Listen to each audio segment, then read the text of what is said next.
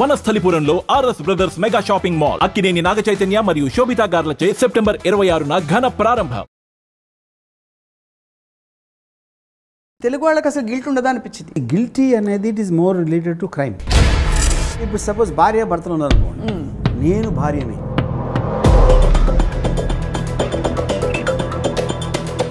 Having to do and wanting to do, ఈ మధ్యలో ఉన్న కాన్ఫ్లిక్ట్ ఉంటుంది మన లైఫ్ మొత్తం. సూపర్, అసలు ఈ లైన్ కొటేషన్ గా పెట్టేసుకోవాలి గోడ మీద.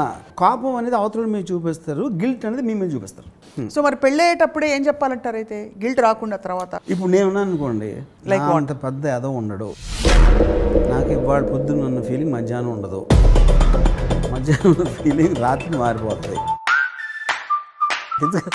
ఓకే, మనీ విషయంలో తక్కువ గిల్ట్ ఫీల్ అవుతారు యూజువల్లీ. ఇప్పుడు లంచం తీసుకుంటున్నాను అనుకోండి, అది నేనేంటి చీఫ్ మినిస్టర్ కూడా తీసుకుంటాడు. రిలేషన్షిప్ అంటే కమిట్ అయింది మీరే. ఫర్ ఎగ్జాంపుల్ యాక్టర్, ఒక యాక్టర్ ఉన్నాడు, ఇట్స్ వెరీ ఫేమస్ యాక్టర్, వాడు నలుగురు అమ్మాయిలతో ఉన్నాడు. వాడు ఏం చెప్పాడంటే ఏంటంటే పోయి నలుగురిని కూర్చోబెట్టి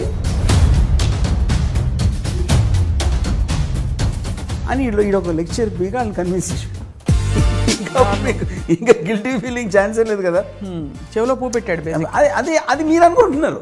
ఒక్క మహాభారతంలో ద్రౌపది విషయంలో తప్ప అసలు ఎక్కడా మనం పాలియాండ్రీ ఎక్కడా చూడలేదు. What do our values from the past teachers? మహాభారతంలో వాల్యూస్ లేవు. లేవా? మీరు మహాభారతంలోని ఉన్న గుణాలు యాజ్ ఇట్ ఈజ్గా పాటిస్తే సొసైటీ కొలాప్స్ అయిపోతుంది. అందుకని ఎవడి చావు వాళ్ళకి చావాలి. ఇక్కడ మిడిల్ క్లాస్ సుబ్బారావు గారికి మీరు ఏం చెప్పదలుచుకున్నారు ఈరోజు? మిడిల్ క్లాస్ సుబ్బారావు గారు అలాగే సుబ్బలక్ష్మి గారు, మీ ఇద్దరు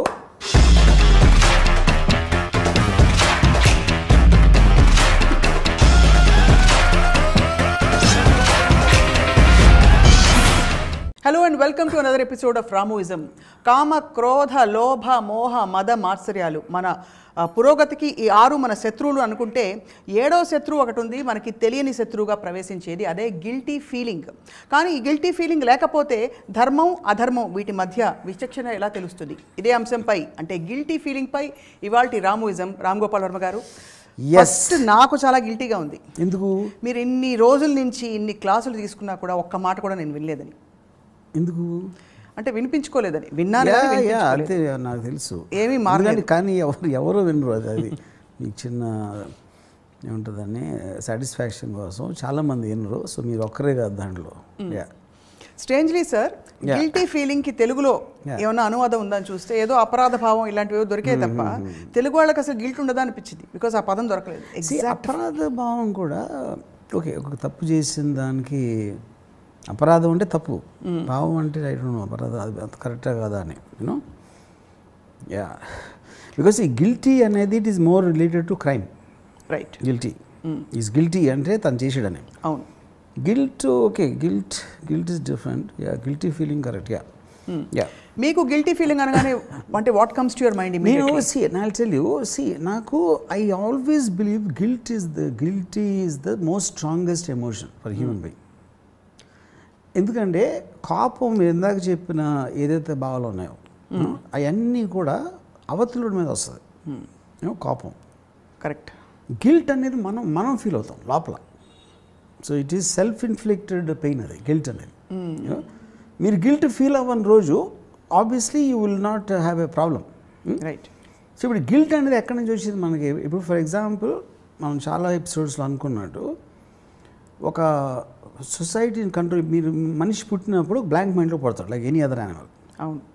కానీ సోషల్ ఆస్పెక్ట్స్లో ఇది మంచి, ఇది చెడు, ఇది పాపం, ఇది పుణ్యం అనేది మనకి ఇంగ్రెయిన్ చేసేసిన తర్వాత మనకి ఖచ్చితంగా మంచి చెడు అనేది మనకి చెప్పారు. రైట్. కానీ సహజంగా మనిషికి తెలుసు చేయాలని ఉంటుంది. అది ఎవరో దృష్టిలో చెడు అవ్వచ్చు, యూనో సొసైటీ దృష్టిలో అవ్వచ్చు, అవును, లేకపోతే రిలీజియన్ దృష్టిలో అవ్వచ్చు, లేకపోతే మీ అమ్మ నాన్నలు చెప్పారు, టీచర్ చెప్పారు, మీ పక్కోళ్ళు, వీళ్ళందరూ చెప్పారు అది చెడు. కానీ నేను ఫీల్ అవుతున్నా, నేను చేయకుండా ఉండలేకపోతున్నా, నేను కంట్రోల్ చేయకుండా ఉండలేకపోతున్నా, దాంట్లోంచి గిల్ట్ అనేది వస్తుంది. Yeah, that is very related to moral aspect, not religion. Right, morality. Yes, you know.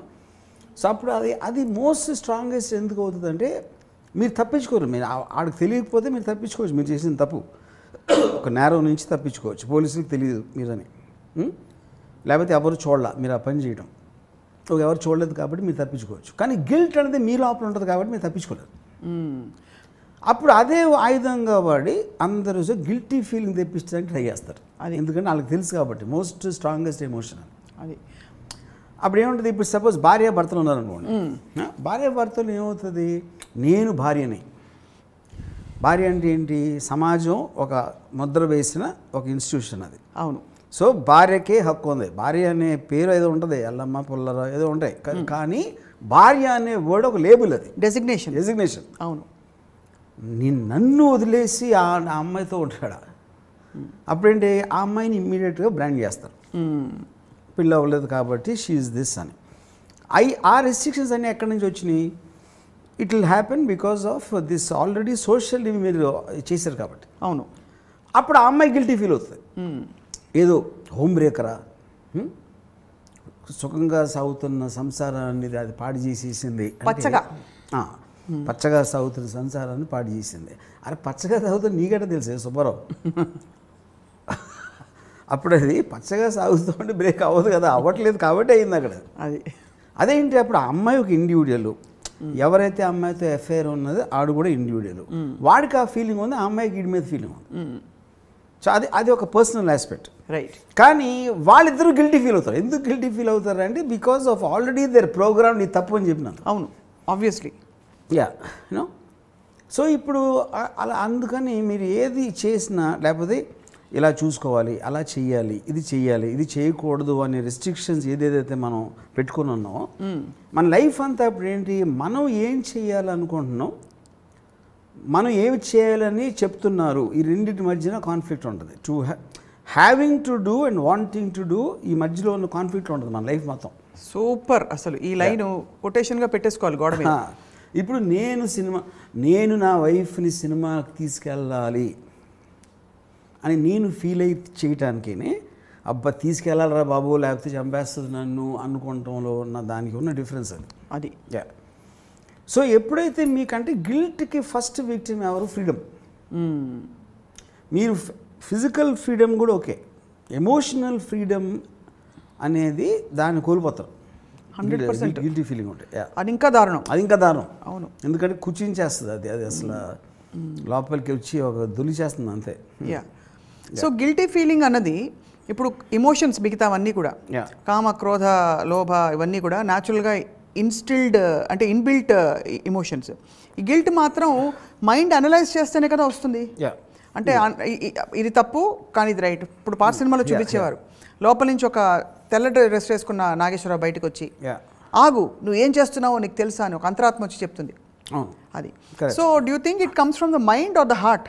అంటే emotion always comes from the heart అంటారు. I don't think they're inseparable. I mean technically ఇప్పుడు మనకు ఒక నాలెడ్జ్ ఉంటుంది, అనలైజ్ చేసే power మైండ్కి ఉండొచ్చు, but emotion అనేది it is connected in some way or the other.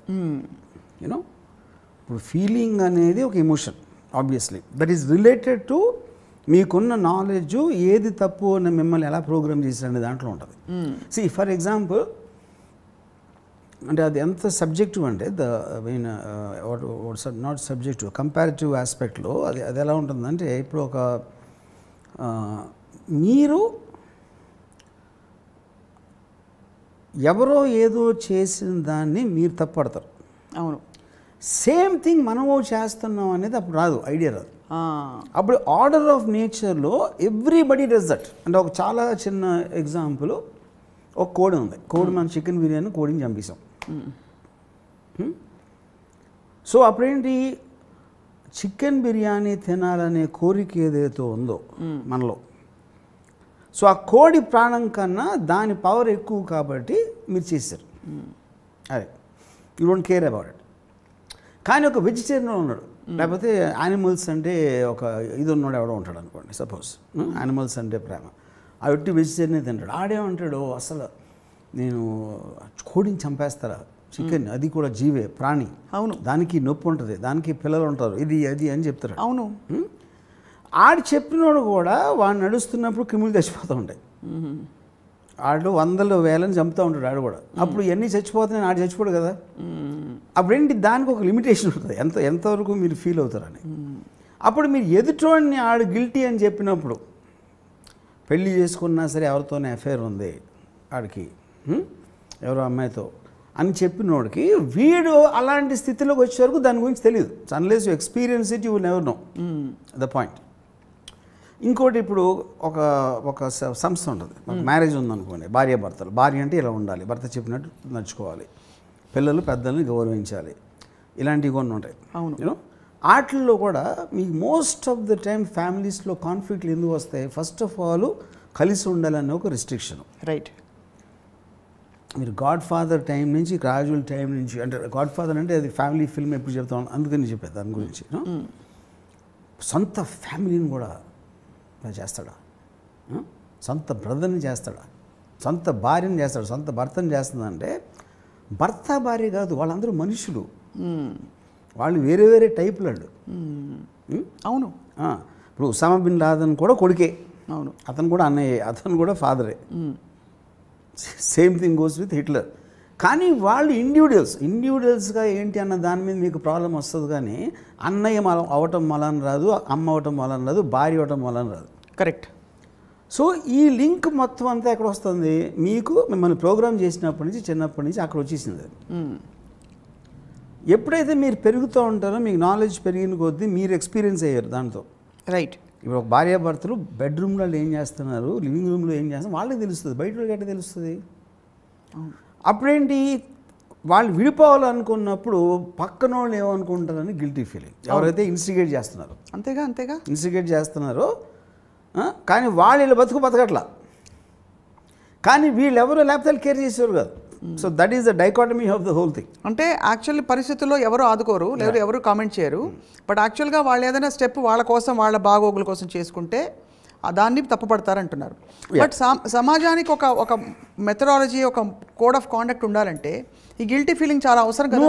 100% అది చెప్తున్నాను మీకు. ఈ 4 things are pillars of society. ఏది? ఒకటి policing, law. Second is religion ఎందుకు అవసరం? మనకన్నా శక్తి అది, మీరు ఇక్కడ తప్పించుకున్నా అక్కడ తప్పించుకోలేరు అని చెప్తుంది, భయం. థర్డ్ ఏమో మొరాలిటీ. మొరాలిటీ అంటే ఏంటి? మీరు పక్కనోళ్ళు, అంటే అది రిలీజియన్లోకి రాదు, దీనికి రాదు, ఇది తప్పు చేయటం. అంటే ఇప్పుడు ఫర్ ఎగ్జాంపుల్ 10 కమాండ్మెంట్స్ ఉందనుకోండి, thou shall not covet thy neighbor, అవును, నైబర్స్ వైఫ్ అన్నారు. అంటే ఈ ఇంట్లో కాకుండా నైబర్స్ వైఫ్ ఉంటే చూడటానికి వీడికి ఒక కోరిక ఉండటానికి ఛాన్స్ ఉంది, అది అవుతుంది అన్న. లేకపోతే రిలీజన్ ఎందుకు పెడతారు అసలు? అది ఆ పాయింటే బెటర్ కదా ఎక్కడ మరో ఆస్పెక్ట్లో. కరెక్ట్. లేకపోతే లాయల్టీ, నీకు ఎప్పటికీ నువ్వు కృతజ్ఞుడిగా ఉండాలి, నీకు బ్రేక్ ఇచ్చాడు అందుకని నీ లైఫ్ అంతా నువ్వు ఒక దీనిలో ఉండాలి, లేకపోతే ఇలాంటివన్నీ పెడతారు అన్నమాట. యూనో రియాలిటీ ఏముంటుంది అక్కడ? బేసిక్గా ఎవరికైతే మీరు బ్రేక్ ఇచ్చారో అనుకోకపోవచ్చు, మీకు తెలియదు. అవును, అనుకోకపోవచ్చు, depending on that person. You know but ఓవరాల్గా మీరు కోపం అనేది అవతల మీద చూపిస్తారు, గిల్ట్ అనేది మీ మీద చూపిస్తారు. అది బిగ్గెస్ట్ డ్యామేజ్. సో బయటికి you can't throw it back, కాబట్టి ఇట్లా లోపల దహించేస్తుంది, పెరుగుతుంది కూడా విత్ టైం. కరెక్ట్. సో మరి మీకు వర్మ గారు ఎప్పుడైనా మీ జీవితంలో గిల్ట్ ఫీల్ అయిన సందర్భాలు ఉండుంటాయా? తప్పకుండా ఉండుంటాయి. సో 100%. కానీ ఇప్పుడు అదే మీరు డీల్ చేసేది ఏదైనా సరే ఫైన్గా. ఇప్పుడు కోపం ఉందనుకోండి, కోపంతో ఎలా డీల్ చేస్తారు? నేను కోపాన్ని జయించని నేను అనుకున్నాను. ఎందుకు జయించాను? దానికి రీజను, కోపం అనేది ఇంకొకరికి ఇంపార్టెన్స్ ఇవ్వడం. అతని మొలాన ఆమె మొలాన మనకి ఇలా జరిగిపోయింది అంటే నన్ను కంట్రోల్, అంటే నా ఎమోషన్స్ని కంట్రోల్ చేయడానికి ఇంకొకరి అవకాశం ఇచ్చాను అని ఒక రియలైజేషన్ వచ్చినప్పుడు నా కోపం అనేది పోతుంది. గిల్ట్ అనేది స్టార్టింగ్ పాయింట్. గిల్ట్ ఎక్కడ? మనం చేసిన ఒక ఎక్స్పెక్టేషన్, మనం ఇచ్చిన ఒక ఎక్స్పెక్టేషన్ నుంచి మనం బ్రీచ్ ఆఫ్ కాంట్రాక్ట్ అవుతాం. ఒక విధంగా చూస్తే ఇప్పుడు భార్యాభర్తలు విడిపోతున్నారు అనుకోండి, అందులో ఒకళ్ళు తీసుకుంటారు డెసిషన్. ఆ డెసిషన్ తీసుకున్న వాళ్ళకి గిల్ట్ ఉండడానికి ఛాన్స్ ఉంది. ఎందుకంటే వాళ్ళు తీసుకున్నారు, నువ్వు లేకపోతే నేను బతకలేను, నేను ఒకటే అని. మీరు డ్యూయెట్లు పాడకపోయినా అలాంటి మూమెంట్స్ మీరు చేసుకుని సడన్గా ఒకళ్ళు విడిపోవాలని తీసుకుంటే 100% ద పాయింట్ ఆఫ్ గిల్ట్ వస్తుంది. అవును. కానీ ఆ గిల్ట్ కోసం ఏంటి, వాళ్ళు కాంప్రమైజ్ అయిపోయి నిమిషం they will keep on suffering, torturous process. దాని బదులు తప్పు చేసాం, అని ఒక స్టేట్మెంట్ లాగా అనుకుని దాన్ని కట్ చేసేస్తే ఆస్పెక్ట్ ఉండదు. గిల్ట్ అంటే లింగరింగ్ ప్రాసెస్. గిల్ట్ అనేది పోదు ఇప్పటికి, దాన్ని మనం పట్టుకుని వేలాడుతూ ఉంటాం.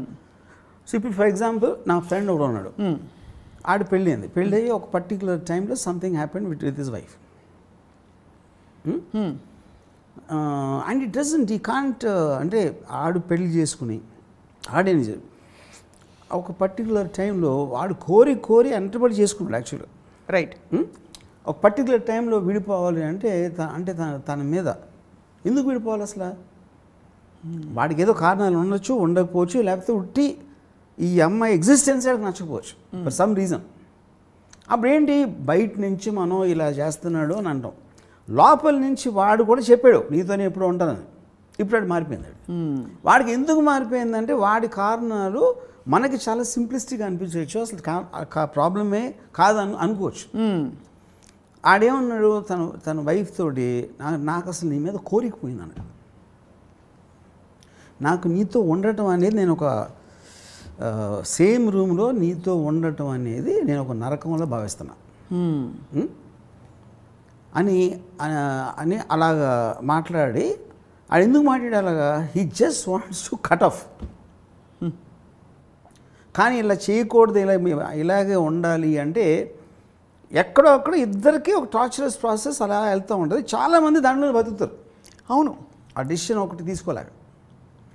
డెసిషన్ తీసుకుంటే ఇద్దరు they can go different directions. So ఆ ఎనాలిసిస్ చేయగలిగినప్పుడే మీరు గిల్ట్ ఫీలింగ్ని జయించగలుగుతారు. ఇప్పుడు మీరు అన్నారు కదా జీవితాంతం నీతో ఉంటానని చెప్పి వాళ్ళిద్దరు అనుకున్నారు, అదే పెద్దలు చెప్పారు కాబట్టి పెళ్ళి అలాగే అవుతుంది. ఆ తర్వాత ఉండలేకపోతున్నామే, మనం మాట ఇచ్చి మాట తప్పామనే గిల్ట్ ఉంటుంది కదా. సో మరి పెళ్ళయ్యేటప్పుడే ఏం చెప్పాలంటారు అయితే గిల్ట్ రాకుండా తర్వాత? ఇప్పుడు ఎక్స్పీరియన్స్ అయ్యింది కాబట్టి రైట్, నెక్స్ట్ టైం మీరు చేసినప్పుడు అలాంటి రిలేషన్షిప్ వెళ్ళినప్పుడు, ఇప్పుడు నేను ఉన్నాను అనుకోండి, నేను ముందే అన్నీ చెప్పేస్తాను. లైక్ అంత పెద్ద ఏదో ఉండడు, నాకు ఇవాళ పొద్దున్న ఉన్న ఫీలింగ్ మధ్యాహ్నం ఉండదు, మధ్యాహ్నం ఉన్న ఫీలింగ్ రాత్రి మారిపోతుంది అని మీరు ముందే అన్ని కార్డ్స్ ఓపెన్ చేసి పెట్టారు అనుకోండి ఫేస్ మీద. అప్పుడు అట్లీస్ట్ మీ ఎక్స్పెక్టేషన్ ఇలా ఉంటే అంటే అన్నమాట నిలబడడు అని ముందే చెప్పేస్తే మీకున్న రిలేషన్షిప్ కూడా అక్కడి నుంచి స్టార్ట్ అవుతుంది. యా, ఇప్పుడు ఐన్ ర్యాండ్ గిల్ట్ గురించి ఏం చెప్పుంటారు? See that is a very interesting question because Ayn Rand I believe that she never felt guilty at all for anything. Very interesting question, కానీ ఇప్పుడు ఆలోచించలేదు. But now I realized why. ఎందుకంటే ఎప్పుడైతే తను 54 years old ఉన్నప్పుడు she fell in love with 27-year-old guy. ఆడు married, Nathlin Brendan అని. అమ్మాయి పేరు బాబ్రా. తను మ్యారీడ్, ఫ్రాంక్ ఓకానర్. తను ముగ్గురిని పిలిచి నాకు ఇతనంటే ఇష్టం వచ్చింది, నాకు ఇతనంటే కోరిక కలుగుతుంది, I want to have sex with him అని చెప్పింది. అంటే తన మనసులో ఉన్న కోరిక చెప్పేసింది బయటికి, మొగుడికి, ఆడికి, ఆడి భార్యకి. దాని తర్వాత డెసిషన్ ఎవరికి ఇస్తుంది? వాళ్ళకి ఇస్తుంది. మీరేం చేస్తారు? నేను చెప్పాను, కానీ నేను ఆయన ఈడ్చుకు వెళ్ళిపోను బెడ్రూమ్లోకి. తను వచ్చి తన భార్య నుంచి తనేం డెసిషన్ తీసుకుంటాడు, నా హస్బెండ్గా నువ్వేం డెసిషన్ తీసుకుంటావు, దాన్ని బట్టి మీరు ఆలోచించుకుని నాకు చెప్పండి. అది సరే, వీళ్ళిద్దరిని వదిలేసి వాళ్ళిద్దరు వెళ్ళిపోయారు. ఐన్ ర్యాండ్ హస్బెండ్ని బార్బరా అనే అమ్మాయి వెళ్ళిపోతే they use to spend time. So guilt అది చెప్తున్నా. మీరు అలా చెప్పటానికి ఎంత పని చేసిందో చూసేవా అంటే, ఇప్పుడు నాకు ఎవరో ఒక మన వన్ ఆఫ్ దీస్ జర్నలిస్ట్ కదా, ఒక ఒపీనియన్ మేకర్స్ ఉంటారు కదా, అది ఐన్ ర్యాండ్ గురించి మీకు అసలు తెలుసా? 55 years ఉన్నప్పుడు 27 అంటే అది మీరు మోరల్ ఆస్పెక్ట్గా వస్తున్నారు. ఐన్ ర్యాండ్ 54 years 27 హస్బెండ్ అంటే you're again coming in to the same thing without being in the shoes. నాకు తెలుసుగా. ఓకే.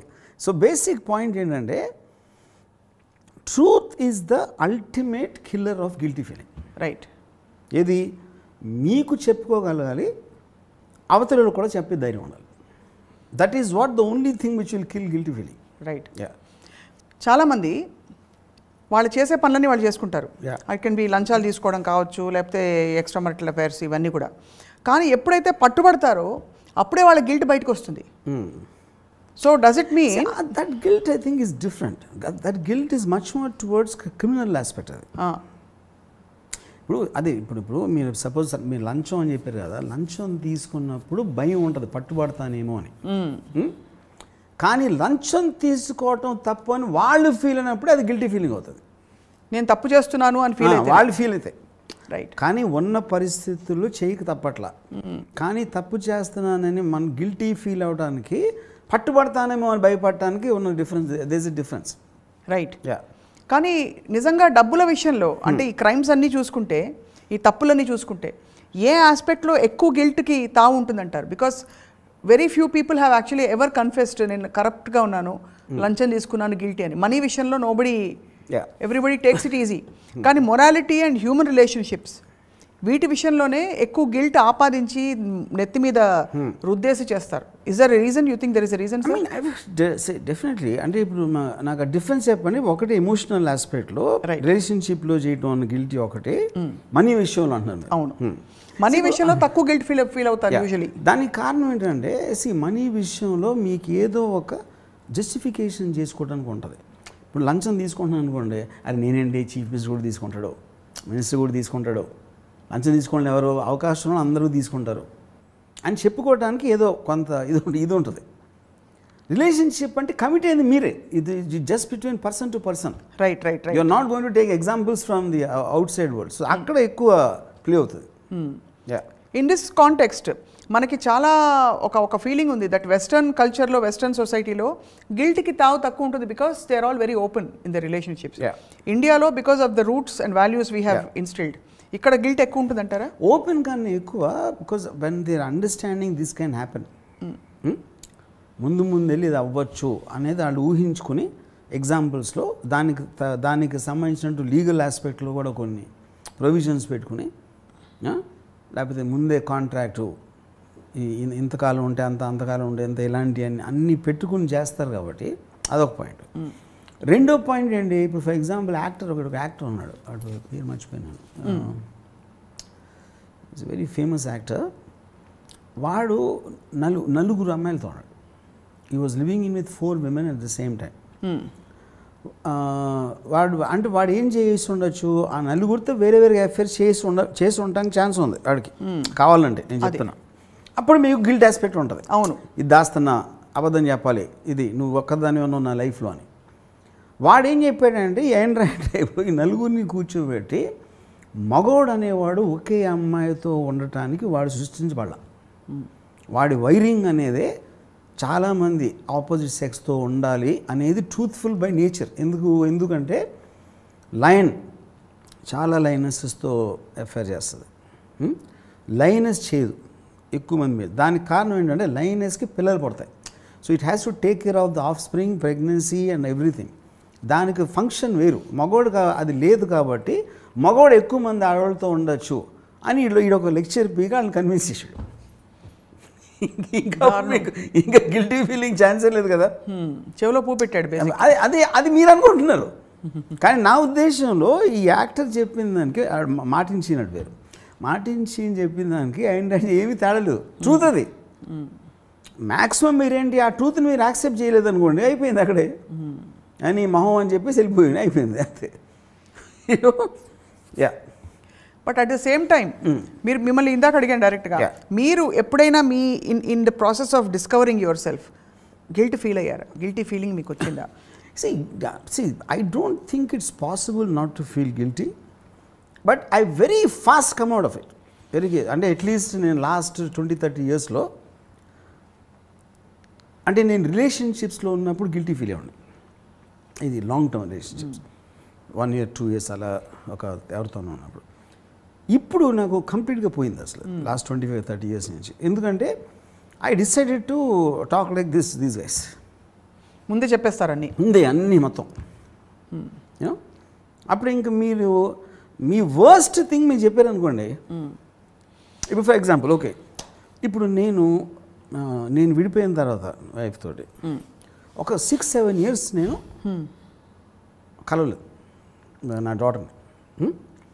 ఎందుకు కలవలేదంటే అంతకుముందు ఉన్న ఒక ఎక్స్పీరియన్స్లో నాకు తెలిసి నాకు బాగా క్లోజ్ ఉన్న ఒక యాక్టరు తను డివోర్స్ తీసుకుని ఇంకొక తనకు ఆల్రెడీ కొడుకున్నాడు దాంట్లో.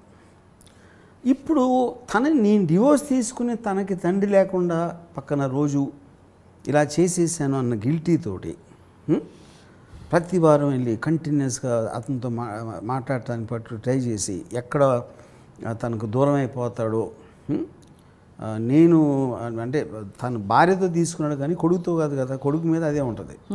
ఆ గిల్ట్ నేను చూసా చాలా తనలో. అలాగే వేరే ఎగ్జాంపుల్స్, తను ఒక్కడేను కాదు. నేను దానికి ఏం చేశానంటే నేను ఆ రోజు డెసిషన్ నేను ఏం తీసుకున్నాను, నేను ఎక్కడో బాంబేలో ఉంటాను, తను మదర్ దగ్గర ఉంటుంది. నేను కూడా ఉన్నా, నాకు కూడా వంటి చాలా ఇష్టం, ఇవన్నీ చెప్పే బదులు నేను అసలు కంప్లీట్గా తనకు ఒక కాన్షియస్ ఏజ్, అంటే అప్పుడు ఆ టైంలో 7 or 8 అనుకున్నాం, ఒక 15 అలా వచ్చే వరకు నేను decided not to meet around. వాళ్ళు ఏమనుకోండి. ఇంకోటి ఏంటంటే ఇప్పుడు తను ఒక 18 అంటే నేను చేసి ఉండకపోవచ్చు, ఎందుకంటే కాన్షియస్నెస్ ఉంటుంది. 7 అంటే 3 రోజులు నేను ఉన్నానని మర్చిపోతుంది. అవును. 15 years వచ్చాక ఒకరోజు నేను కలిసి ఏం చెప్పానంటే, ఇప్పుడు కొంతమంది ఏంటి మా వాళ్ళు నీ గురించి ఏమో అనుకుంటారు, ఏదో చెప్పేస్తూ ఉంటారు, నీ మీద మనసు విరిగిపోతుంది, నువ్వు పెద్ద చాలా చెడ్డోడివి అని తనకు ఫీలింగ్ వచ్చేస్తుంది అని ఇంకా ఒక సినిమా టైప్లో నాకు బిల్డప్ ఇచ్చారు. నేను కలిసినప్పుడు ఫస్ట్ లైన్ ఏం చెప్పానంటే, అసలు ఏంటి హలో ఏమన్నాను, నా గురించి నేను ఎంత చెడ్డోడు ఎంతవరకు విన్నావో దానికన్నా 100 రెట్లు ఎక్కువ చెడ్డోన్నాను అని మీ డాక్టర్ చెప్పా. ఫస్ట్ లైన్ చెప్పాను. అది చెప్పి నేను మహాస్వార్థపరుని, నన్ను తప్ప ఇంకొకటి గురించి కేర్ చేసుకోను, మోస్ట్ ఆఫ్ ద టైం నన్ను గురించి కూడా నేను కేర్ చేసుకోను. నేను జస్ట్ ఒక జంతువులా బతుకుతున్నాను. అలా బతకడం నాకు ఇష్టం. ఒక జంతువు అంటే ఏంటో నేచర్లో బతుకుతుంది, దాని ఇష్టం వచ్చినట్టు చేస్తుంది, ఏమీ లేకుండా బంధాలు గిందాలు. నేను ఆ టైప్ ఆఫ్ లైఫ్ గడపటం నాకు ఇష్టం, అది ఎంచుకొని అలా బతుకుతున్నాను. ఇప్పుడు నువ్వు నా డాటర్ కాబట్టి ఏదో నా డాటర్వా లేకపోతే నీ పేరేంటా లేకపోతే నువ్వెవరో నాకు తెలియకుండా కూడా నా ఫీలింగ్ అంతే ఉంటుంది నీ మీద. నీకు నేనంటే ఇష్టం లేకపోతే నాకు నో ప్రాబ్లం, ఎందుకంటే నాకు వేరే వాళ్ళు నన్ను ఇష్టపడితే నాకు చాలా చిరాకు వస్తుంది, ఎందుకంటే వాళ్ళ ఎక్స్పెక్టేషన్కి ఎంతో కొంత నిలబడాల్సిన ఒక రెస్పాన్సిబిలిటీ వస్తుంది. అవును, అది నాకు ఇష్టం లేదు. ఓకే, సో ఇంత ఫ్రాంక్గా నేను ఎప్పుడన్నా నువ్వు స్కూల్కి వెళ్తున్నావు, స్కూల్లో చదవట్లేదు, నేను కేర్ చేయను, ఎందుకంటే నేను స్కూల్ స్టడీస్ మీద నేను బిలీవ్ చేయను. నేను కూడా బ్యాడ్ స్టూడెంట్. నీకు ఎప్పుడన్నా జ్వరం వచ్చి హాస్పిటల్లో నేను రాను, ఎందుకంటే నాకు హాస్పిటల్స్ అంటే చిరాకు. నేను చేస్తే నేను ఒక్కడే చేస్తాను, ఎక్కడో ఎవరికి తెలియకుండా. సో ఇది నా లైఫ్ స్టైల్ బేసిక్గా, నేను ఎంచుకున్న లైఫ్ స్టైల్. ఆ లైఫ్ స్టైల్ వేరే వాళ్ళ కోసం నేను మార్చను. సో ఇది ఇప్పుడు ఇవన్నీ చెప్పేస్తే ఒక మీటింగ్లో చెప్పా. సో తను ఏం చేసింది, అంత విన్నాక నేను ఒక స్పీసీస్ లాగా అనుకుంది. నేను డ్రైవ్ కూడా అక్కడికి చేశాను. ఇప్పుడు జూలో కోతి ఉంటుంది, సింహం ఉంటుంది, పులి ఉంటుంది, నక్క ఉంటుంది, అది మన కోసం ఏమి చేయాలని ఏం లేదు, అవి ఉన్నాయి అంతే, అవి జంతువులు. అందులో నేను ఒక జంతువు, నేను మనిషి రూపంలో ఉన్న ఒక జంతువుని. అప్పుడు ఇంక మీరు జంతువు నుంచి మీరు ఏం ఎక్స్పెక్ట్ చేస్తారు? మా అయితే కాసేపు ఆడుకుంటారు, దాన్ని చూస్తారు, వదిలేస్తారు, అంతే. నిజం కూడా అదే. ఇట్స్ నాట్ దట్ నేను తన కోసం నేను ఏమీ మార్చి చెప్పలా. అన్నిటికన్నా చెడ్డోడు. ఎందుకు చెడ్డోడు అంటే ఏంటి? ఫస్ట్ ఆఫ్ ఆల్ సమాజం దృష్టిలోనే చెడు ఉంటుంది. చెడు అనే దానికి మీనింగ్ లేదు, లేకపోతే సమాజం ఒక కంపారిటివ్ ఆస్పెక్ట్లో ఉంటుంది, రిలేటివ్. అది నేను దాన్ని కేర్ చేయను కాబట్టి. కానీ వాళ్ళు ఏమేమి చేయకూడదు అంటారో అన్ని నేను చేస్తాను. సో బయట వాళ్ళకి తెలిసినవి కొన్ని నాకు ఇంకా ఎక్కువ తెలుసు, అందుకని దానికన్నా ఎన్నో రెట్లు ఎక్కువ చెడ్డవాడని చెప్పిన, అది కూడా ట్రూత్ఫుల్లే. ఓకే, సో బేసిక్గా ఇలా చెప్పినప్పుడు ఏమవుతుంది, ఆటోమేటిక్గా తనకి నా మీద ఉన్న ఒక పారామీటర్ ఏదైతే వేరేగా ఫిక్స్ అవుతుంది. అలా కాకుండా నన్ను క్షమించు, ఎన్ని రోజులు నేను నీతో లేను అని ఇది చెప్పాను అనుకోండి, ఆ పారామీటర్స్ వేరే ఉంటాయి. అప్పుడు నేను మళ్ళీ చావాలి దాన్ని మెయింటైన్ చేయలేక. అంటే ఇది మీరు నిజంగా ఫీల్ అయ్యారా, లేకపోతే ఇలా ఫీల్ అవుతున్న అమ్మో గిల్ట్ వస్తుంది కాబట్టి నేను ముందే ఆ గిల్ట్ రాకుండా స్టడీ చేశాను కదా, నా పాయింట్ అది. I studied that from others. మీకు వచ్చిన ఏ నాలెడ్జ్ అయినా ఏదో మీరు బుక్ చదివారా, ఎక్స్పీరియన్స్ చేశారా, లేకపోతే మీకు తెలిసిన వాటికి జరిగిందా, లేకపోతే మీకున్న ఇంటెలిజెన్స్ తోటి అనలైజ్ చేసి ఇలా రావచ్చు అని ఊహించారా, దాంట్లోంచి వస్తుంది కదా ఎవరికైనా. యా, సో అప్పుడు ఆ మొత్తం తప్పించుకోవడానికి ఫస్టే చెప్పేస్తే అయిపోతుంది, ఒక పని అయిపోతుంది. సో అంతా చెప్పేశారు మొత్తం. In the process you actually self acceptance, అది మిమ్మల్ని మీరు పూర్తిగా అర్థం చేసేది. అది నేను ఆల్రెడీ ఏ రోజు నుంచి అయితే నేను కలవకూడదు అనుకున్నా, ఆ రోజు వచ్చింది నాకు రియలైజేషన్. తనకి చెప్పింది ఇన్ని సంవత్సరాల తర్వాత అవ్వచ్చు. అందుకని ఏమైంది, నేను కూడా ఈ 7 yearsలో ఎప్పుడు తనకి చూడాలని కానీ మిస్ అయ్యిందని నేను ఎవరిని మిస్ అవ్వను అసలు. యా, చాలామంది ఈ గిల్ట్కి ఒక పరిష్కారం వెతుక్కునే క్రమంలో ఇతర మంచి పనులు చేస్తూ ఉంటారు. సో ఫర్ ఎగ్జాంపుల్, నేను సరే బయట ఎఫర్ పెట్టుకున్నాను మీరు అన్నట్టుగా, ఎవరో మగవాడు వచ్చి, బట్ భార్యను మాత్రం పువ్వుల్లో పెట్టి చూసుకుంటా అనేవాళ్ళు మెజారిటీ ఉంటారు. So you think that's a solution? అది ఇప్పుడు పువ్వుల్లో పెట్టి చూసుకుంటా అనే మాట, ఫస్ట్ ఆఫ్ ఆల్ పువ్వుల్లో పెట్టుకుని చూసుకుంటే వాళ్ళకి తుమ్ములు వస్తాయి. అది ఫిగరేటివ్ స్పీచ్ నేను చెప్తున్నా. మా అయితే ఏంటి, వాళ్ళకి కావాల్సిన డబ్బులు ఇచ్చేస్తారు, వాళ్ళకి కారు గీరు అన్నీ ఇచ్చేస్తారు, వీళ్ళు చేసేది వీళ్ళు చేసుకుంటారు. పాయింట్ అక్కడ ఏంటి, మీకు బ్రీచ్ ఆఫ్ ట్రస్ట్ అది నీకు అన్నీ ఇచ్చేసి నువ్వు చూసుకుంటావు, నా పని నేను చూసుకుంటాను అంటే that is not the point కదా. అవును. If you are hiding that fact, you will feel that.